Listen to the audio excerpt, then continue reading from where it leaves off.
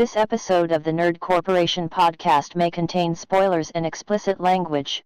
Listener discretion is advised.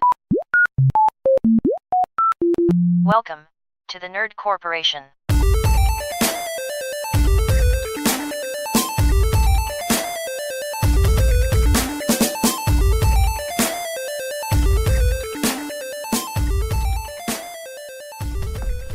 What up, everybody? It's Monday, and you know what that means.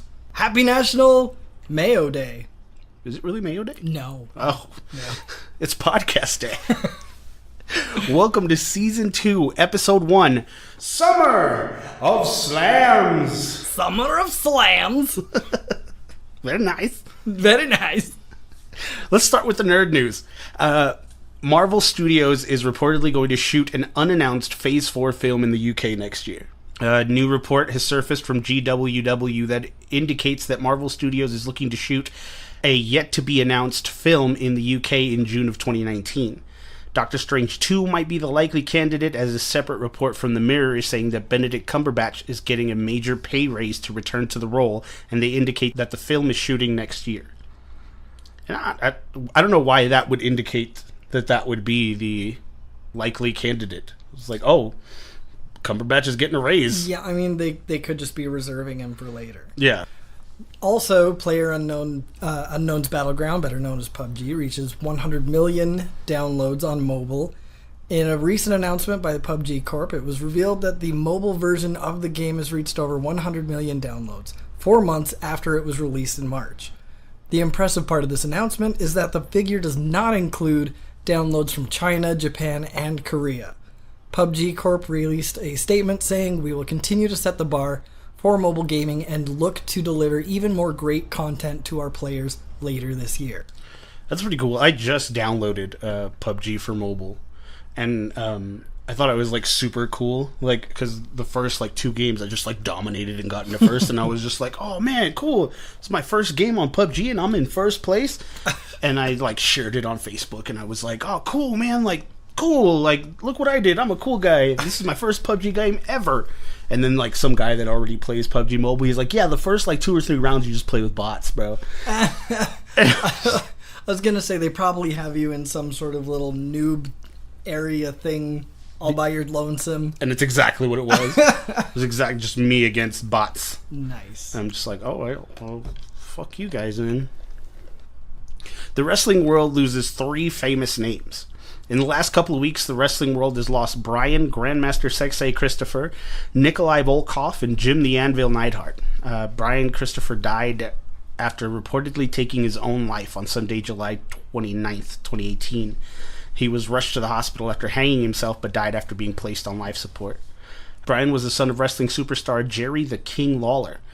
Nikolai Volkov's wife said that he has had heart problems, and when she went to give him medicine, he was no longer responsive. It's not clear if Jim Neidhart suffered a heart attack. Pasco Sheriff's Office in Florida released a statement saying preliminary information indicates that Neidhart fell at his home, hit his head, and succumbed to his injury. No foul play suspected, and no additional information to release at this time. The Grandmaster Sexay one really fucked me up. Yeah. I was just really taken back by it. And then Nikolai Volkov, one of the great, like, League of Nation type dudes. You know, the League of Nations done right. I mean, the Jim the Anvil Neidhart was a big one for me because, you know, the Hart Foundation, that was like all right there my whole, you know, young life watching wrestling. Yeah. And now what, Bret Hart's the only one of the Hart Foundation left. Yeah. That's crazy shit. But yeah, so rest in peace to all of those, and, you know, condolences to all the families. But wrestling. Let's get to SummerSlam. So we've come up with a rating system here at the Nerd Corporation, and the matches will be rated on a 5-star system, 1 being the lowest and 5 being the highest. 5 being an instant classic, 4 being an A showing, 5 being a B showing, 2 being a big botch, and 1 being Ellsworthy. Because we all know who James Ellsworth is. Patent pending. A little history on SummerSlam. SummerSlam is a professional wrestling pay-per-view event produced annually in August by the WWE, of course, dubbed as the biggest party of the summer. and it is one of the original Big Four pay-per-views of the WWE, along with WrestleMania, Royal Rumble, and Survivor Series, and is considered the WWE's second biggest event of the year, after WrestleMania. The inaugural SummerSlam took place on August 29th, 1988 at Madison Square Garden in New York City, and was broadcast via pay-per-view, making it the 30th annual SummerSlam pay-per-view that was earlier today, as of this recording. From 2009 to 2014, SummerSlam was held at the Staples Center in Los Angeles, and since 2015, the event has taken place at the Barclays Center in the New York City borough of Brooklyn. I don't understand why they didn't make a bigger deal out of it being the 30th SummerSlam. I mean, usually they have like this big to-do. Yeah, they have this giant gala event, but it didn't. So let's get on to the matches. Match number 1 is Seth Rollins versus Dolph Ziggler for the Intercontinental title. So what were your high points on that match? Let me ruffle my papers here. He just wants to do that. Oh, no, I just Just ruffle. My first high point, which comes up actually several times through other matches, are Rollins' chops. Yeah. Which are better than the daughter of Ric Flair. Yeah. Charlotte Flair has really lazy chops. Yeah, she looks like her own chops are putting her to sleep. Right? She just doesn't wind it. She just extends her arm and chops. She's like, look here, just come here. Just let me make contact. I mean, I've always loved Rollins' corner bumps when he flips up over the turnbuckle, and I just like his awareness of where he's at is just always perfect. Oh yeah, he has very great ring awareness. I loved the ring apron DDT. Yeah.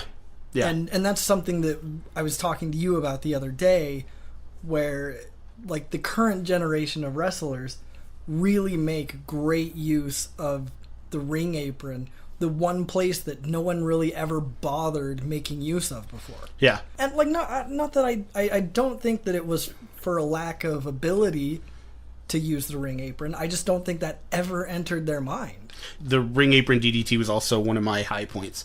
I really do dig the modern era's use of the apron. Well, yeah, because I mean, prior to this, it was all about the extreme aspects, like the tables, ladders, chairs, thumbtacks, kendo sticks. Like that was their innovation, right, in the previous generation, and now that's kind of gone to the wayside for the most part, right, except for the namesake matches. Yeah. But now they've kind of finally found something else to bring to the table, right, that brings that shock value. Yeah.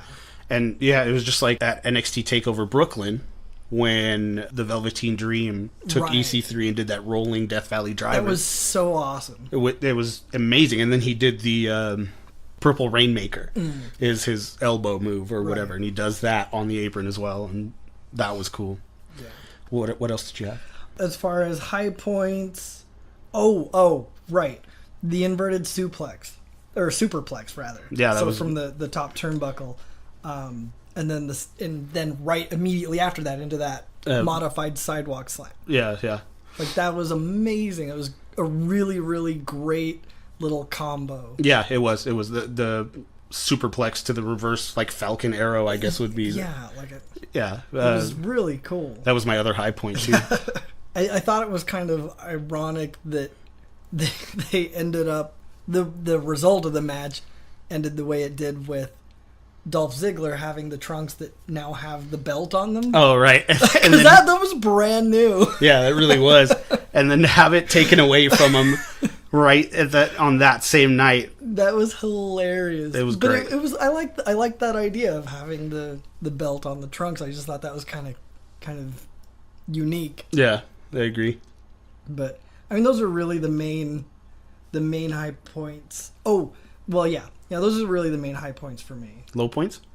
Low points, I know I've said this to you multiple times, but Seth's god-awful sling blade. Yeah, that thing he needs to not. It's just the laziest piece of shit I've ever seen in my life. It really is. It's just, he seems to figure, as long as I get my arm in the vicinity of their neck, I can just then go ahead and float over the top of them, and no one will be the wiser. Right? It's just like right arm on the neck, and then left arm on the shoulder. And it's just, there's no, like, it's not even up in the neck. It's just floating a foot away from the neck, and he calls that good.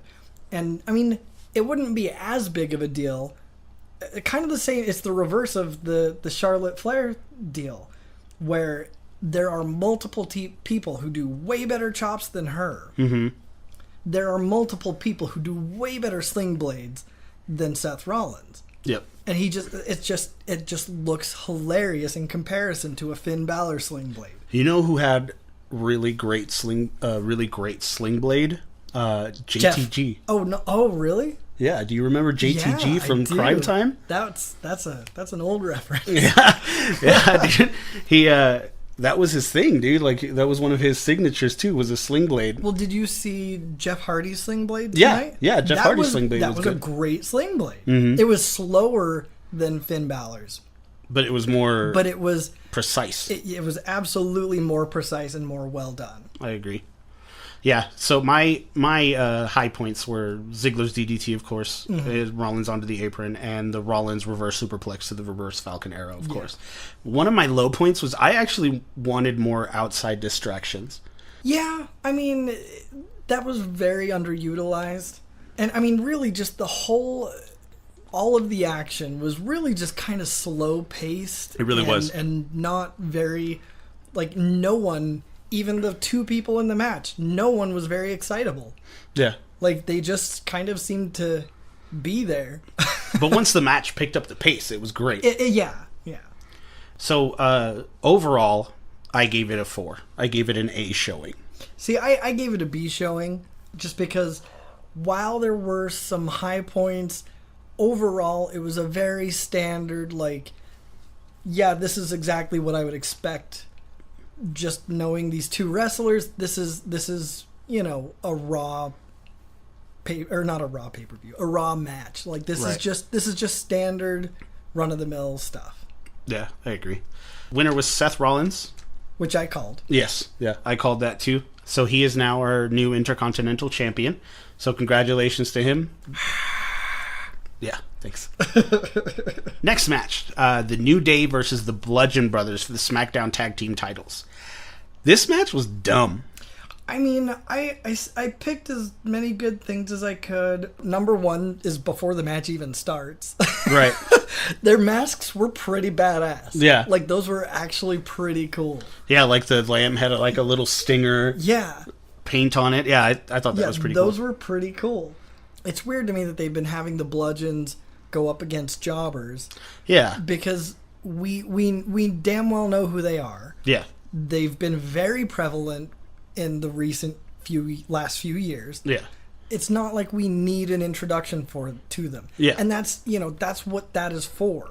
Yeah, and it's just because you had a gimmick change doesn't mean we need to know how menacing you are. Exactly. Especially when the gimmick is going from, hey, we're these menacing guys, to, hey, we're these other menacing guys. Yeah. It's not even, it's really not a gimmick change. It really isn't. Like, it's just, okay, here's our menacing tag team with different clothes on. Right. And I get it in the case of, like I was saying to you, like, previously Prince Albert, and then previously to Lord Tensai,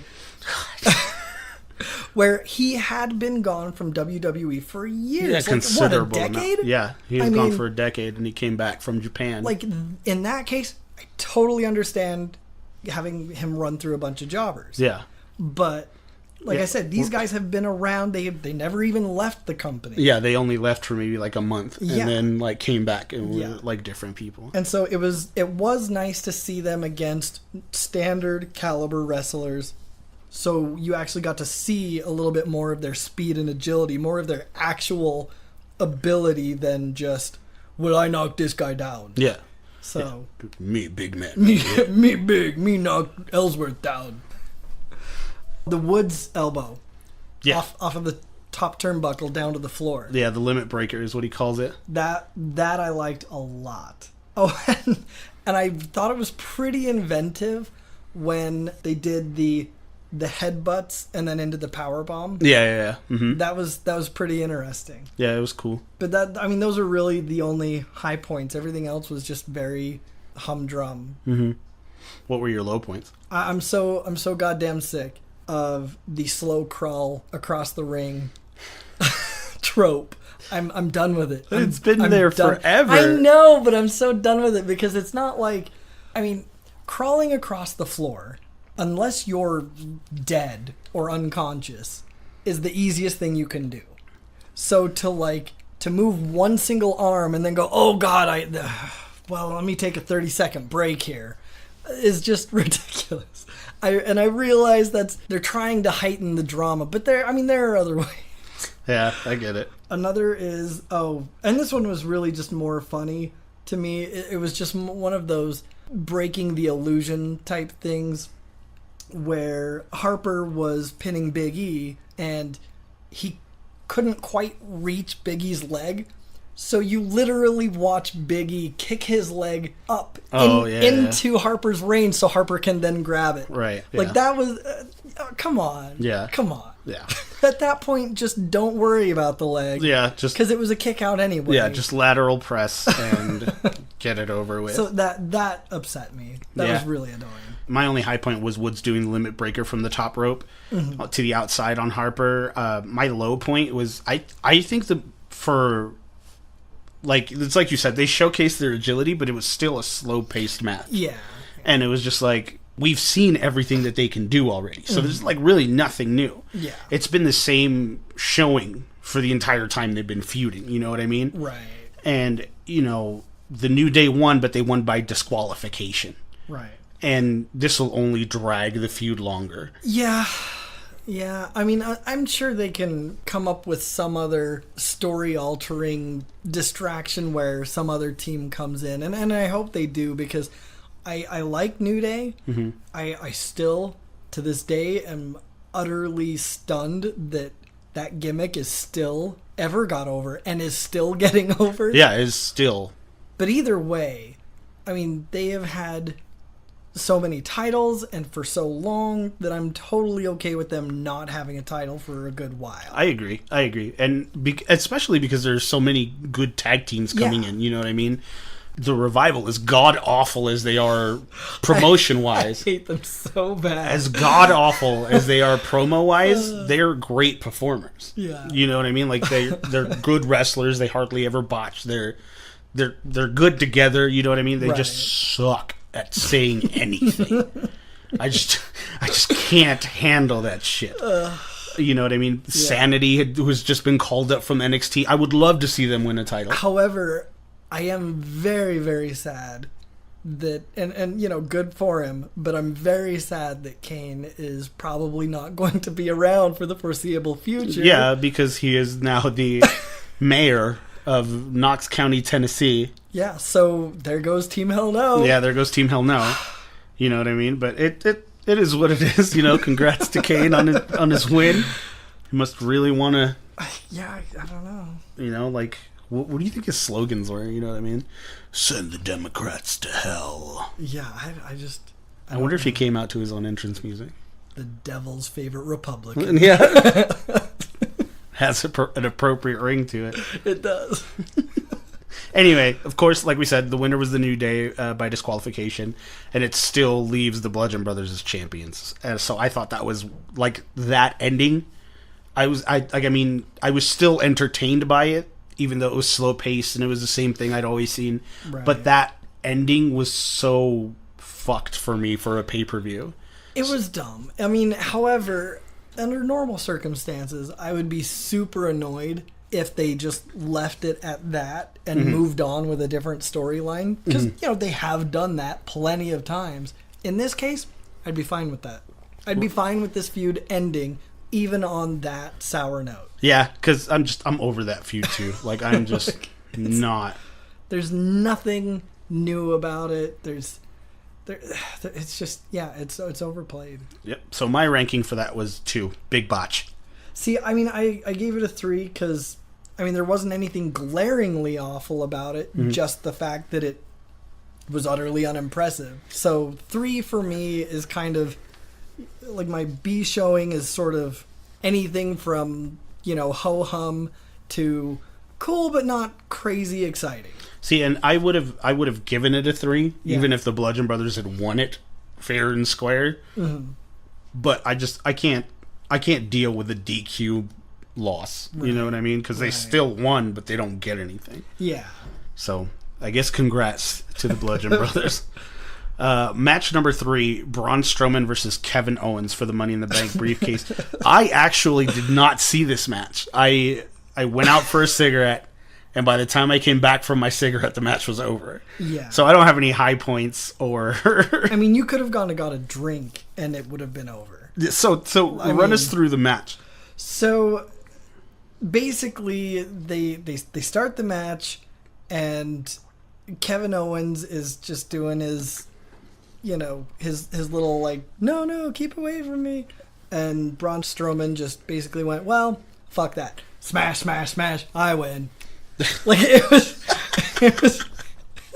that's Kevin Owens put up 0 offense. And I mean, to be honest, I feel like, well, okay. So the fact that he put up 0 offense, I'm going to say was one of my highlights of the match. That would be mine too.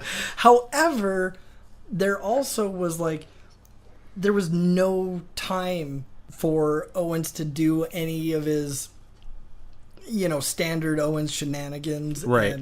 And that I actually don't mind sometimes. I mean, I feel like Owens is a better comedic character than he is a serious heel. Right. Right. I agree. And so it was so short. There was just absolutely no time for that. However, there was one thing that I thought was really cool. There was a point where, and I forget what happened leading up to this, but they were outside of the ring, and Strowman choke slams Owens onto the grating that is right at the bottom of the ramp. He just boom. Oh, right. Snap. And I was like, oh my God.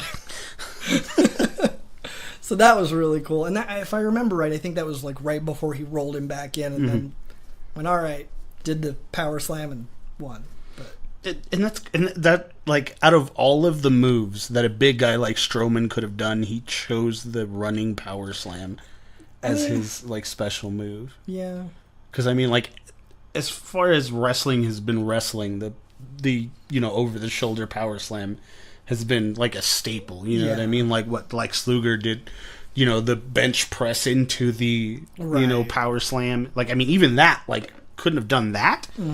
But I mean, hey, it works for him. And you see, the only point that I could have was the low point of the fact that it was way too fast for a pay-per-view match. Yeah. I mean, you can go do that shit on Raw. You know what I mean? Go do that shit on your respective... Well, because, I mean, even the start of the match where Owens was kind of hemming and hawing, I mean, even that was only 5 seconds before Strowman just went right in on it. Just obliterates the fuck out of it. That's ridiculous. Well, I didn't see it, so I couldn't give it a ranking, but what was your ranking for it? I mean, again, it was, I loved the result of it. And so, I mean, I went ahead and gave it a B showing. Okay. I mean, I'd probably give it a B showing just for that. Yeah. Reason. Plus, I mean, there weren't any botches because there wasn't any room for any. There wasn't any time to have any. Well, congratulations to Braun Strowman for keeping his Money in the Bank briefcase. Match number 4: Becky Lynch versus Charlotte Flair versus Carmella for the SmackDown Women's Championship. This match, for me, could have been an A showing, almost an instant classic if it wasn't so goddamn botchy. Yeah, it was botch city.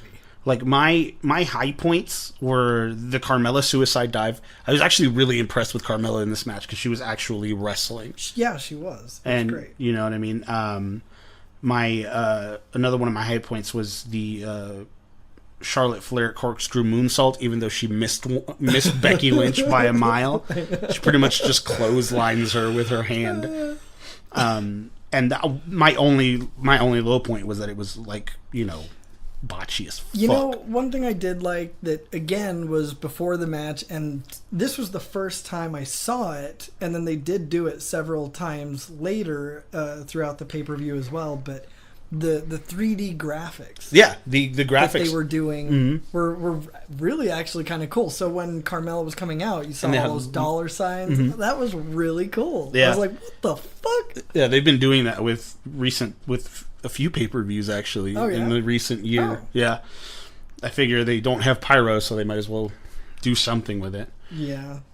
What were your high points? As botchy as it was pretty fast-paced. It really was. And so I really enjoyed that. Like, you had Flair and Becky Lynch exchanging pinning predicaments and escape combos just like one after the other. And so it was really cool. It was like seeing a high flyer match. It really from was. Like back in the 90s. And where they would just trade those back and forth. And it was always really fun to just see that level of agility and speed and, in most cases, accuracy. Right. But yeah, I mean, my definite highlight was the heel turn. Yes, absolutely. That was one of my high points. Was Becky's heel turn. Charlotte Flair is the winner. She won the title, and they were hugging and they were doing the whole thing, and we're besties. Yeah, like, oh, congratulations, I love you, and blah blah blah. You know what I mean? And then all of a sudden, you feel it coming. Like, as a wrestling fan, when those things are about to happen. Like that hug went on too long. Yeah. And you were like, no. They hugged like 2 more times, and then the moment Charlotte turns her back, it was just like, yeah, bitch. Oh yeah, dude. Take it. And I love it. I love it because, even out of kayfabe, Becky should be pissed.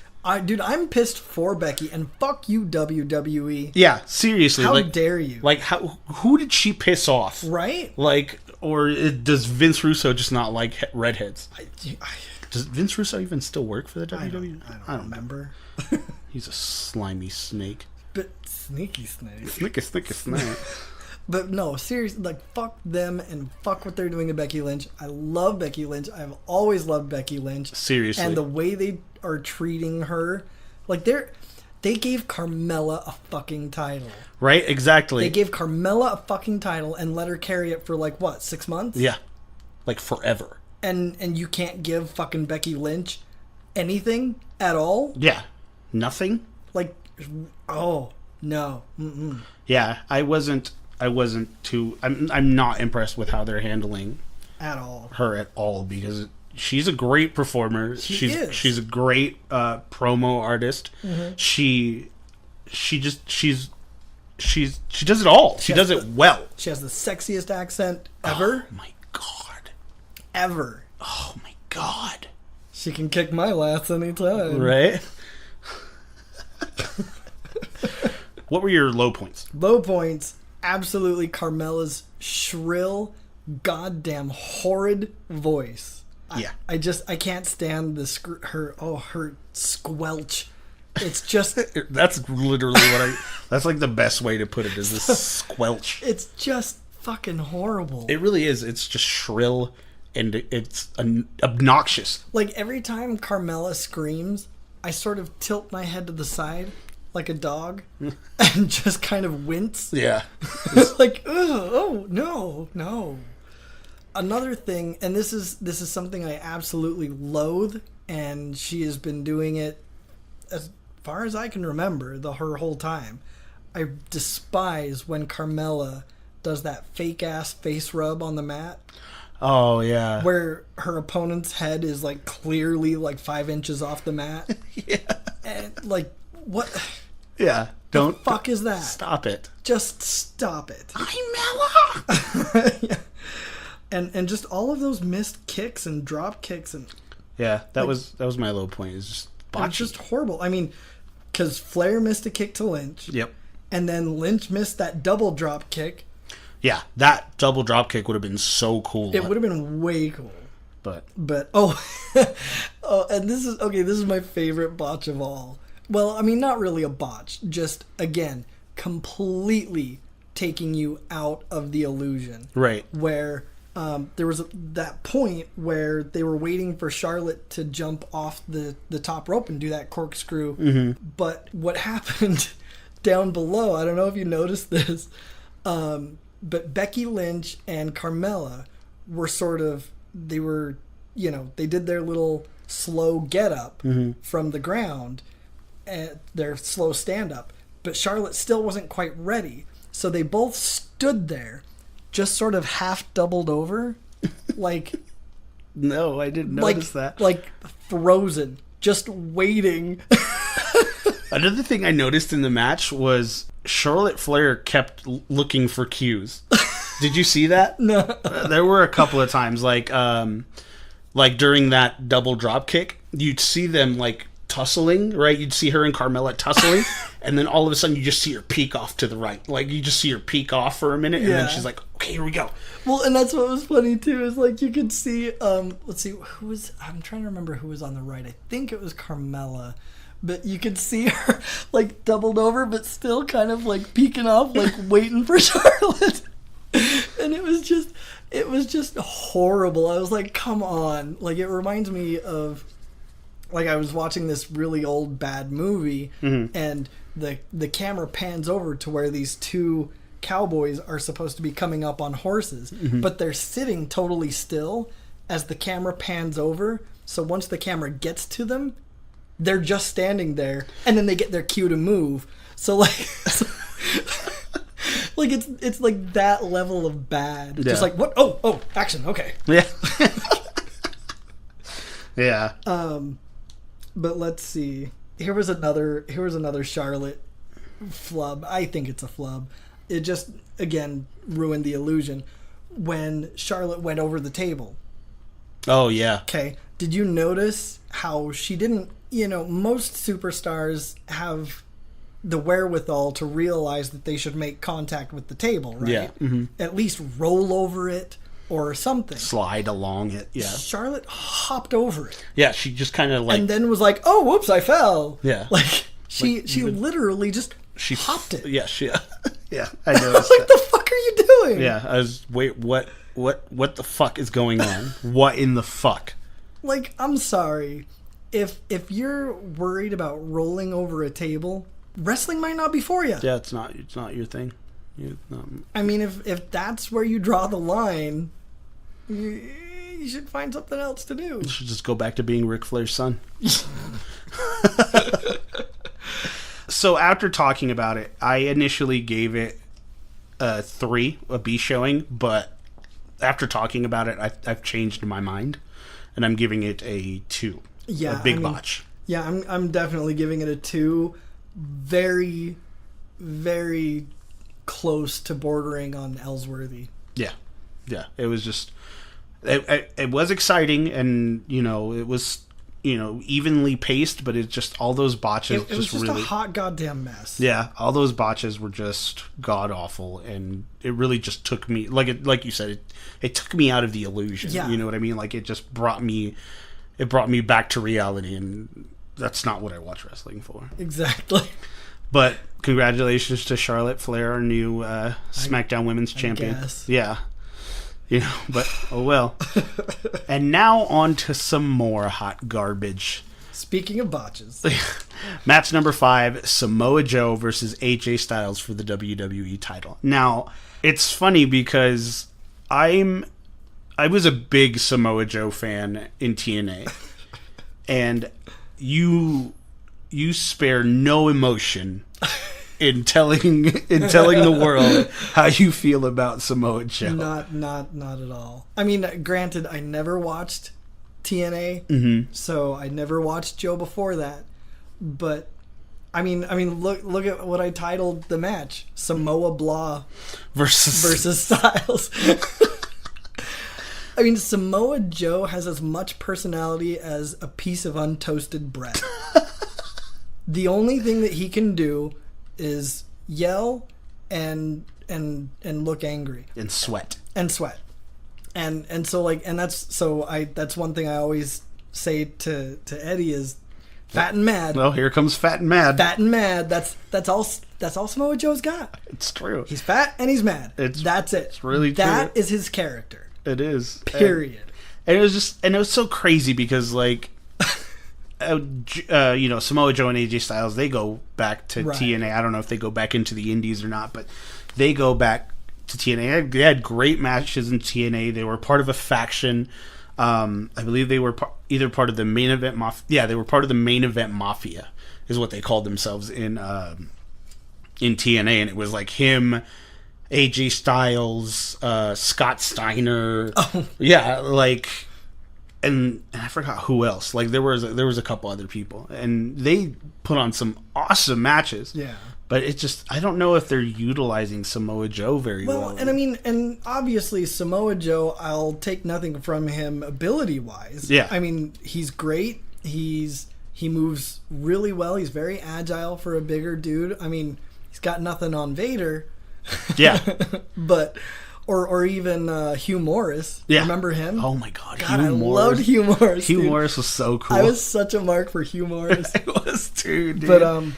But no, I mean, he does have some good agility. Mm-hmm. But yeah, good Lord, that is a boring man to watch. He really is. He just, and there is no promo that puts me to sleep as much as his. Because either they're good or they're bad, but they're laughably bad. Yeah. His is just so droning and just awful. Just dross the entire time. Yeah.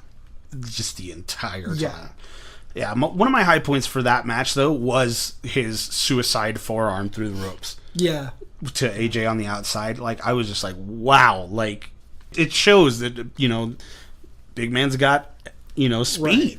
You know what I mean? And it's just like we were saying, like, Samoa Joe is a great performer. It's just, I just wish he'd up his promo skills. And another thing that I really liked, one of the moments that I really liked for Joe was that super fast power slam. Yeah. Like Randy Orton style. Yeah, like Randy Orton, Goldust style. Quick ass, just snappy power slam. Yeah, I agree. Love it. I love it too. I love those power slams like that get me excited. Oh yeah. Like Goldust, for instance. Goldust has one of the best power slams and I in love the game. His jabs. Like they're just crisp. Yeah, his jabs. Oh, they're so good. Oh yeah. The low point I had was that it was just really slow paced for a pay-per-view match. You know what I mean? It wasn't exciting. Like, well, see, and I put that I thought it had a decent pace. Mm-hmm. Then again, that was also compared to the first 3 matches. Yeah. Which were less than exciting. Yeah. Some of my low points of this match were the announcers.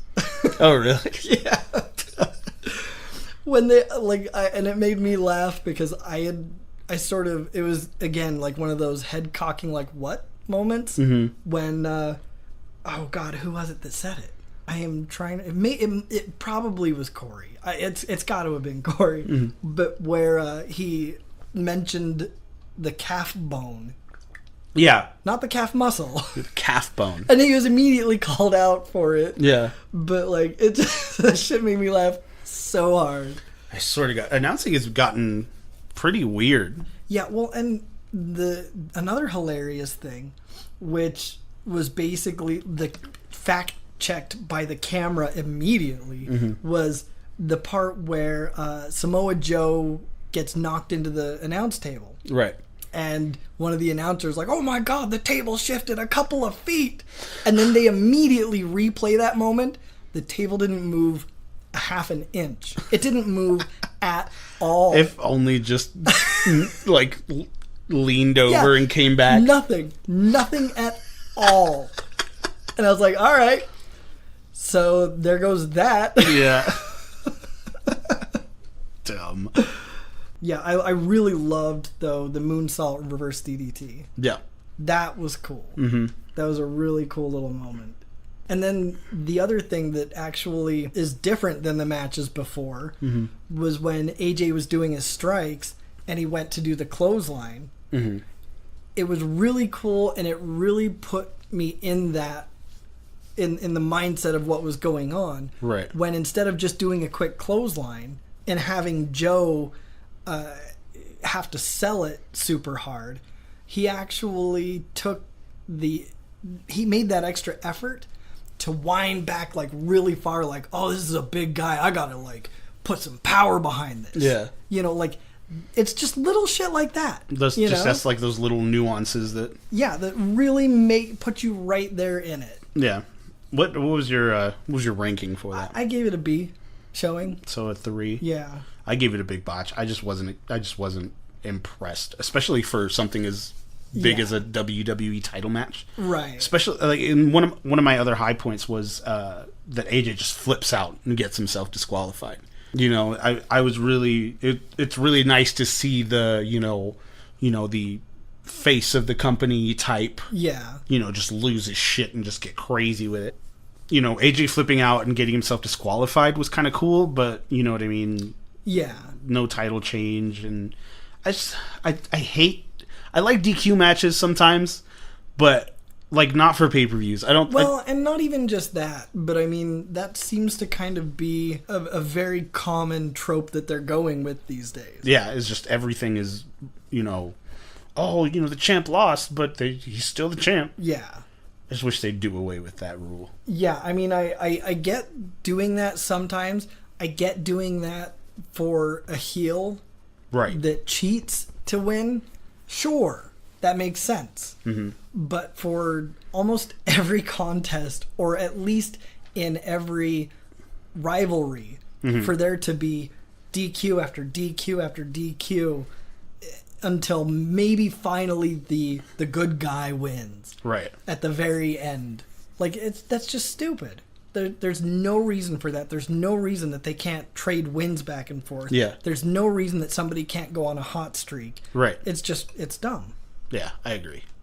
So, yeah, so I gave it a 2. I gave it a big botch. I was just... Yeah, and I mainly gave it a 3 just because up to that point, it was actually one of the better matches. I agree. I guess congrats kinda to Samoa Joe for his win-ish. Oh, well. Yeah. Match number 6, The Miz versus Daniel Bryan. That was probably one of the better matches for me. Yeah. I think it was like way cool, and it had the potential to be a 5 for me had they not finished it the way that they did. Yeah, I mean, again, they're going with the, well, let's do the cheating, which is fine, but that's what you're doing nowadays. Like, that's it. Yeah. But I mean, I thought it was great. It was way better pace. Yeah. And while it was Daniel Bryan being Daniel Bryan and Miz being Miz and doing everything that you would expect them to do in the first place, not only was that what you expected them to do, that's what you wanted them to do. Right. So it was really, really good. It was really fun to watch. You knew it was going to be engaging. Yeah, I agree. One of my high points was when Daniel Bryan grabbed onto Miz's leg and just started bitch slapping the shit out of him, dude. He just fucking... He gave him like 4 good just shut your mouth slaps, dude. And I was just like, wow. You know what I mean? This is actually one of my...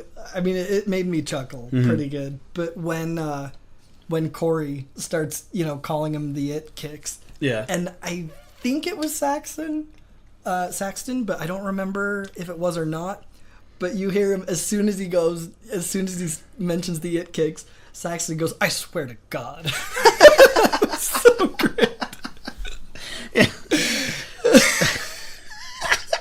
Yeah, I agree. That shit. It was just like, that was his version of just like, Jesus Christ. It just made me chuckle so hard. But, and again, it's Miz and Daniel Bryan, so it was just clean, precise. Everything was so well coordinated. Agreed. I really did enjoy that part where Miz is doing the kicks and Daniel Bryan starts like leaning into it. And he's like, ugh. It was like his little hulking out moment. Yeah. Well, and he had a couple little hulking out moments where he was doing the body shaking. And Yeah. I love Daniel Bryan for that reason. That he's still so old school. Yeah, he just uses that shake where he's just like, oh no, you done fucked up now, hey Ron. Like, Just wait until I reach full power. Right? This isn't even my final form. It's like, it was great. It was definitely great. Even though it was a cheap victory, like that was my only low point for the match, was that it was a cheap victory by The Miz. But it was also a high point of mine for Miz to have used the brass knuckles. Mm-hmm. Because I can't remember the last time we saw brass knuckles. Yeah, and I mean, like, obviously this is going to continue, the rivalry. Absolutely, yeah. And, you know, I'm sure it's just going to escalate, and they're going to get into some really fun stuff. Mm-hmm. So, I mean, I don't ultimately mind it. It just, again, it just felt cheap and annoying. Yeah. Because that's just what the WWE does now. Yeah. And it's lazy writing. Especially being one of the big four. Yeah. You know what I mean? Like, this is SummerSlam. Like, this is the party of the summer or whatever. Like that was an ending for a Raw match. Yeah. You know, or just a lesser known pay-per-view. You know what I mean? Like, go do that shit at Night of Champions or some shit. You know what I mean? Like, don't fucking do it on one of the big four. For real. So even then, with all of that, I gave it a 4, an A showing. Yeah, and so did I. It was just the match that I wanted to see out of the both of them, and it was great. It was perfect. Maurice being there, giving him the knuckles. Right. It was great. It was a good match. The only other criticism that I had about the match, which just was really weird to me, was, and you know, I guess this happens fairly regularly, but when Daniel Bryan missed the kick on the ring apron and smacked the ring post. Oh, dude, yeah. So after that, when Miz puts him in the figure 4, right? Right. So he kicked the ring post with his left leg, and then the way he put the figure 4 on had the right leg going over the left leg. So the right leg would be the one that's being bent and hurt, right? Right. And they're, you know, so of course they're like, oh my God, that leg that just did it. And I'm like, but that's the wrong leg. That's not the leg. Well, Miz got the victory, so congratulations to Miz on your cheap ass victory. I mean, it's the Miz, so it's a very expected ending. I mean, but that's also part of the problem. Yeah. Yep. And I like the Miz. Yeah, I love the Miz. I've always liked the Miz. Mm-hmm. I thought he did really good, and especially right off the bat. And then when he got into that feud with John Cena and just all those awesome matches. Yeah, he really, like, for somebody that came out of the Real World Season 1, you know what I mean, that got no respect. Well, and I mean, he obviously just wanted so badly to prove himself, and he did that. Yeah, and that's where my respect comes from. Yeah, and then they just sort of went, and stopped bothering for, like, the longest time. That's true. Oh, well. But, you know, whatever. Match number 7, Demon Finn Balor versus Constable Corbin. I thought, even for a squash match, that was one of the cooler matches. It was really fun. I liked it. In fact, I didn't even write anything down on the negatives. See, and my high point and my low points are the same thing. It was a squash match. Yeah. You know what I mean? Like, after a year of not seeing the Demon Finn Balor or whatever, 2 years for SummerSlam, I would have wanted to see more of Demon Finn Balor. But you made an interesting point. Had Corbin done anything, it would have made the match so much worse. Yeah. Like, had Corbin even tried to mount any sort of offense, it just would have totally lowered the quality of the match. It's true, and God, Constable Corbin is just god awful at everything. I mean, he is. He was horrible as just Baron Corbin. Yeah. And with that receding ass hairline. Yeah. That's why he cut it. Well, and not only that, like, his hair is thin as fuck in the it's first just, like, place. Thin and wispy. You know what I mean? He's always got it wet just so he can... He was like a buff crypt keeper. Give me the championship. But God, it was just horrible. And like, so, and you could never take him seriously. He can't. He doesn't play a menacing heel well. No, he doesn't. And like every promo where he did serious like where he tried to be serious, I was just like, you're stupid. Yeah, like come on, no one takes you seriously. No one can. It's like watching Jack Black do a serious movie. Oh, I know. Because he's just like it's fucked because those are just the faces he makes. Yeah, you know what I mean? Like, and that's literally like transferable over to Baron Corbin. Yeah, those are just the things that he says, and those are just the promos that he shoots. So I mean, even though it was a squash match, you know, Demon Finn Balor won. I gave it a 4. I gave it an A showing. Yeah, I mean, I did too. And again, we even got to...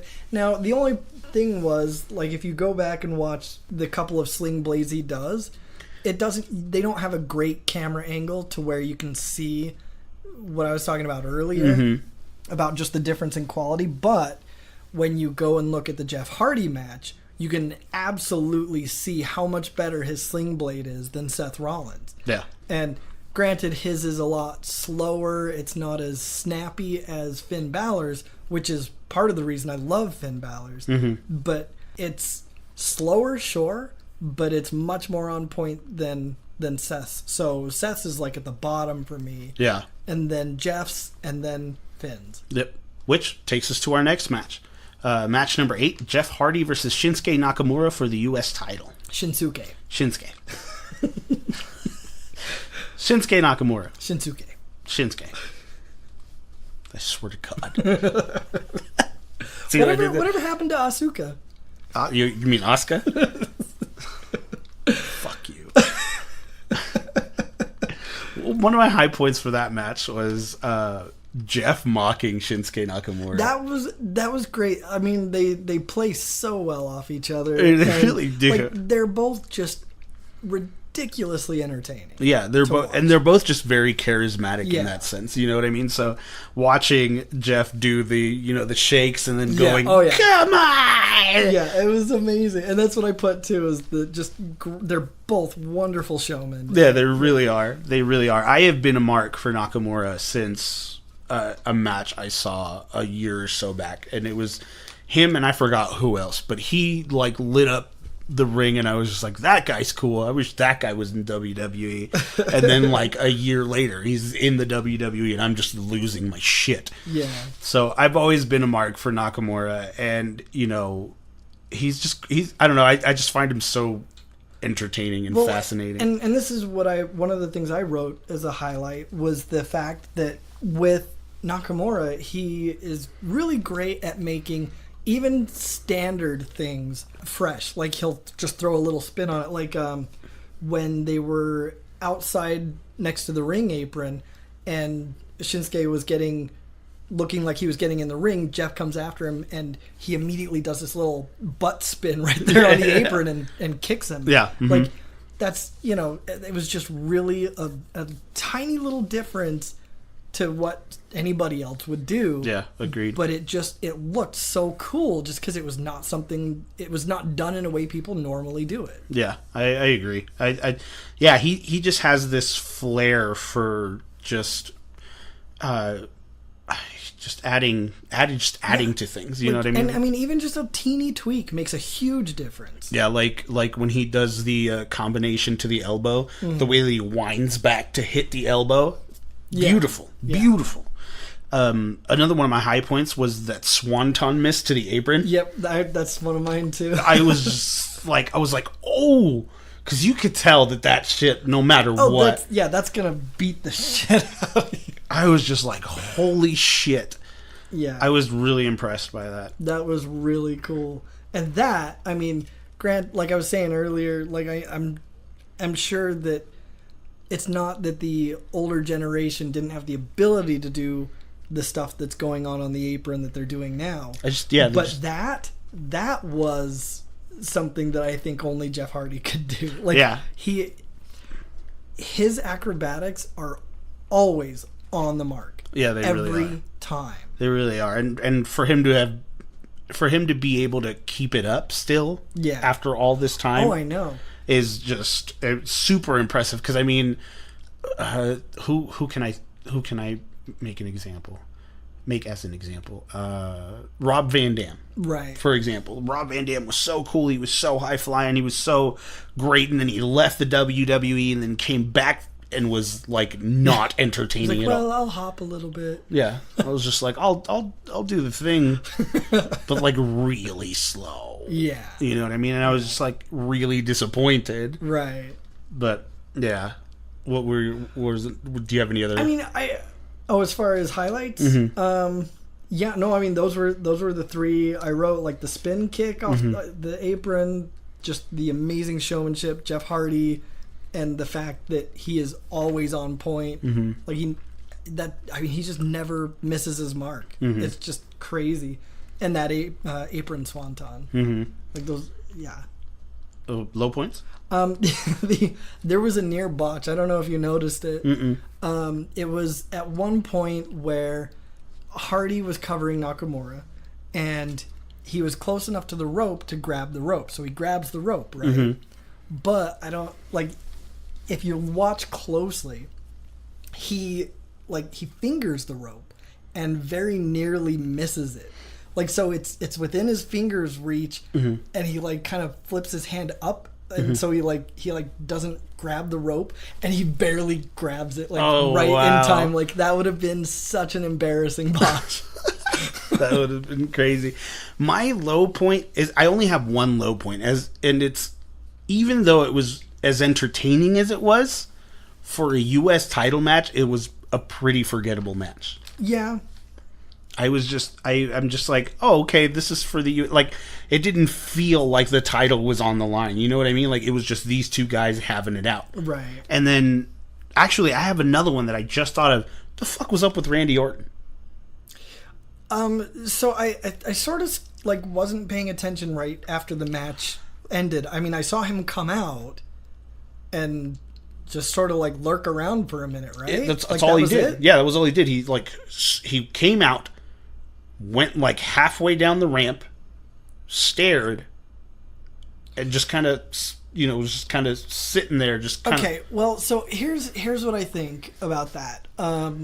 Because I do remember right as he was coming out, was it Corey? I don't know. So one of the announcers was saying something about how Orton said that he was back to, take out the universe's heroes and just drag them down and beat the crap out of them or whatever. So I'm guessing that on Monday so today or Tuesday or whatever, I'm sure they're going to have a little spot where Randy does a promo and is like, well, I was going to come down to the ring to, knock you down a peg, but didn't need to. Yeah, you know what I mean? Like, I think he's going to basically use that as his reasoning for not taking him out, is because, well, you're already at the bottom. Yeah, and I don't know. I didn't see the reasoning for it, because he could have done that regardless. Yeah, no, I agree. I mean, he just went out, stood there, and left, and I was just like, yeah. I mean, it's definitely one of those questionable decisions. Yeah. Well, anyway, Nakamura retains the title. I gave this a 3, a B showing. See, and I gave it an A showing just because I really liked the pace of it. I mean, again, it was a good pace. There were some really cool moments that, for me, were pretty standout. I mean, especially that apron swanton, I just thought was way too cool. But yeah. I agree. Well, congratulations to Nakamura. And that brings us to match number 9. Alexa Bliss versus Ronda Rousey for the Raw Women's title. I thought this match was cool-ish. Like, it was cool because I'm a mark for Ronda Rousey just because of how big they've hyped her up. You know what I mean? And we actually got to see a decent match of her doing stuff. Yeah.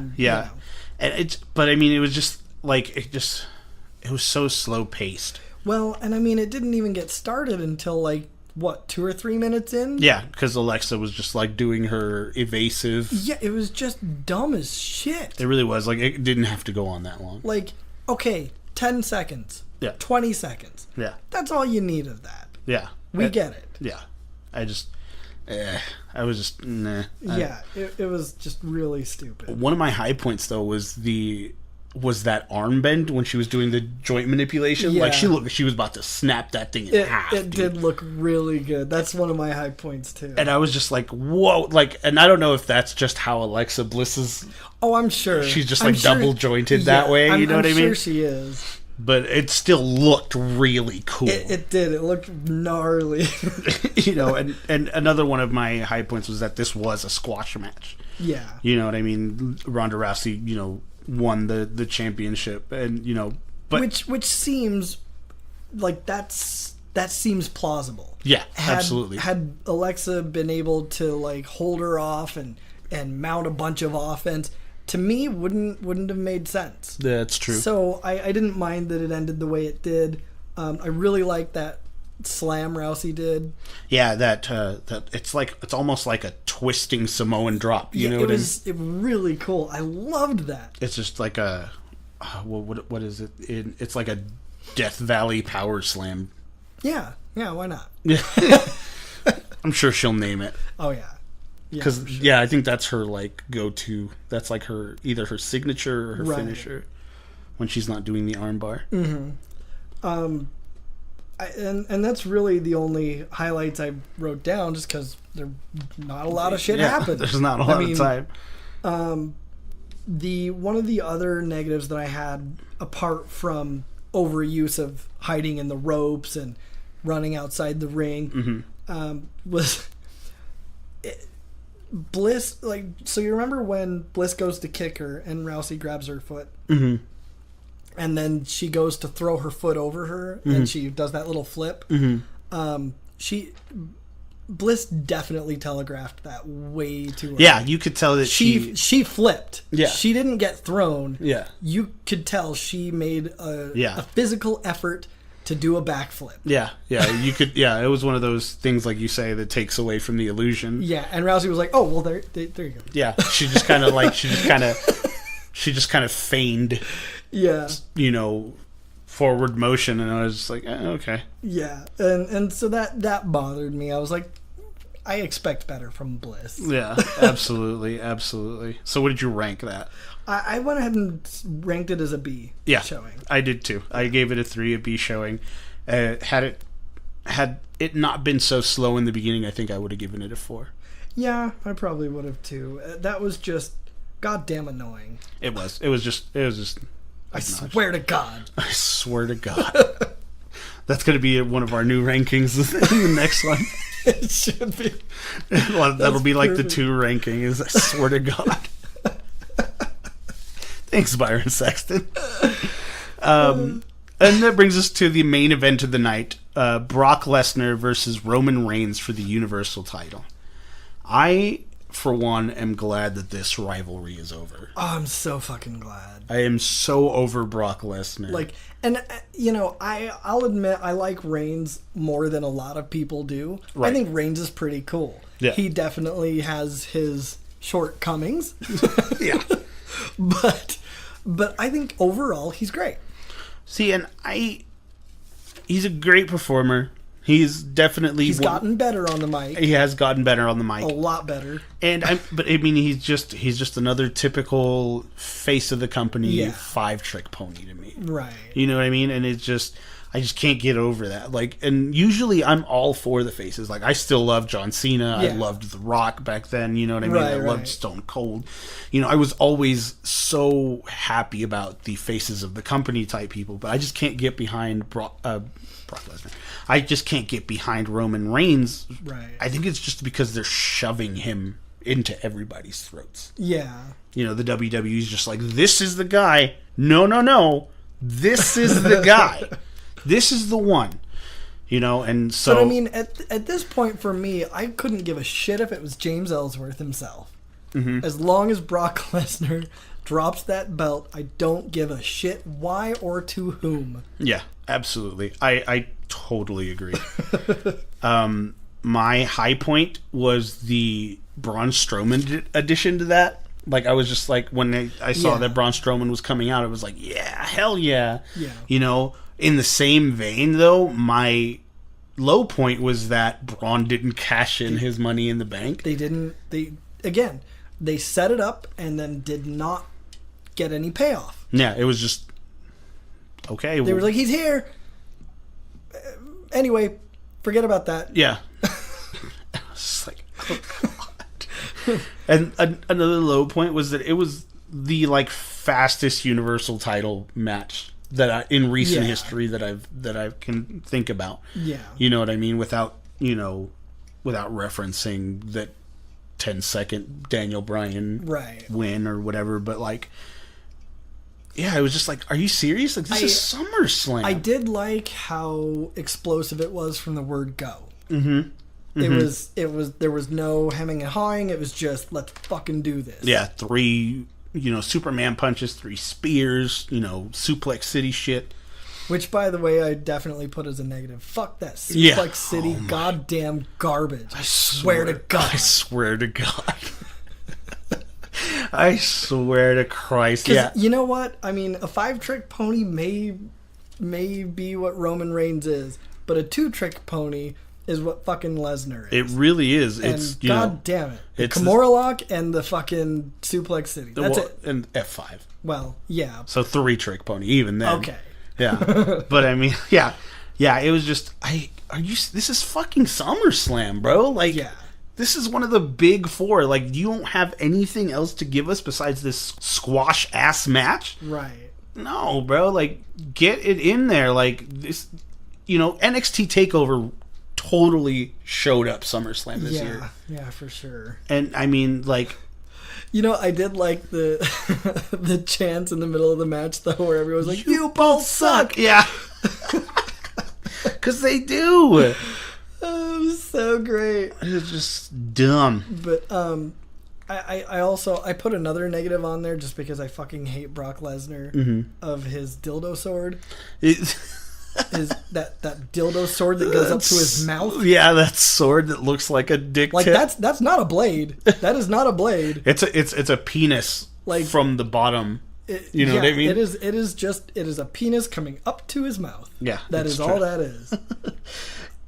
So whatever. Roman Reigns won the title, so that means we don't have to see fucking Brock Lesnar ever again. Ugh. Go back to the UFC, stay there, take a couple L's, and just fall off the earth. Fade into obscurity. Please do, because I am over it. At first, I was like, hell yeah, Brock Lesnar, and then he just started showing up less. Yeah. And I'm just like, but whatever. Expecting to win every match. Yeah. Like, no, fuck you. Yeah, no. You get lost with all that shit. And at least with Roman Reigns, we're going to have a weekly championship. Yeah. You know what I mean? So, I don't know. My ranking for that was a 3. I gave it a B showing. Yeah, that's what I gave it too. And the other thing I put in the positive was that fucking Lesnar didn't do any blading this time. It's true. Like, for once ever. Right. Yeah. Just, I've got to bleed. I got to make somebody bleed. Can I make you bleed? I'm going to make somebody bleed. Yeah. Ref, come here. I'm going to make you bleed. Yeah. Like, so, calm down. Just shut the fuck up. Calm down. What would you say was your match of the night? I'm going to say probably Daniel Bryan and Miz. Okay. Yeah. Mine was Ziggler and Rollins. I really liked that match. I think that match was probably the best overall for me. What would you give the whole pay-per-view? I mean, if I were to give the whole pay-per-view one, I would say probably a B showing. Yeah, and see, and now that we're now that we've talked about it and done it all, I was going to give it an A showing, but I think with all of the botching and all of the subpar matches for it being one of the big 4, yeah, I'm going to change my mind and give it a B showing it as well. Yeah, I mean, especially just the fact that they so many times just over and over and over again just sort of broke that illusion with just all those little fuck ups and all those little awkward moments. I mean, they just really ruined that ability to have the suspension of disbelief going on. You know? I agree. So B showing. Shame on you, WWE, for not delivering on the big 4. NXT TakeOver was way better. It was. So if y'all haven't seen it, because honestly, every match on that card was at least a 4 or above. And you know what? I have not until just very, very recently, because of my fine friend here giving me the gift of Hulu. Yeah. I've not been watching a lot of really a lot of anything. Right. A lot of Raw, a lot of SmackDown, like nothing until, the last few weeks. And I've really never been into NXT. But yeah, no, I was completely blown away in comparison. Yeah. I mean, it was just so much better. Absolutely. So that'll. That concludes our review of Summer of SLAMS. Question of the week. What is your favorite Xbox game? And those answers will be on the next show with Nick Lewis and Cole Simper, where they will talk about just the Xbox in general, highs, lows, and all that good stuff. So, as always, you can follow us on social media, Facebook The Nerd Corporation, Twitter and Instagram at NerdCorp Podcast. or you can email us at nerdcorppodcast@gmail.com. And for those of you looking to spear your way into the nerd corporate universe, subscribe to our Patreon.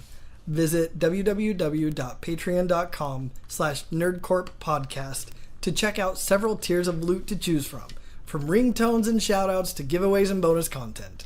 For the Nerd Corporation, I'm Eddie Lyon. And I'm Derek Reese. Badeet, badeet, badeet. That's all, bitches. Have a good night, folks.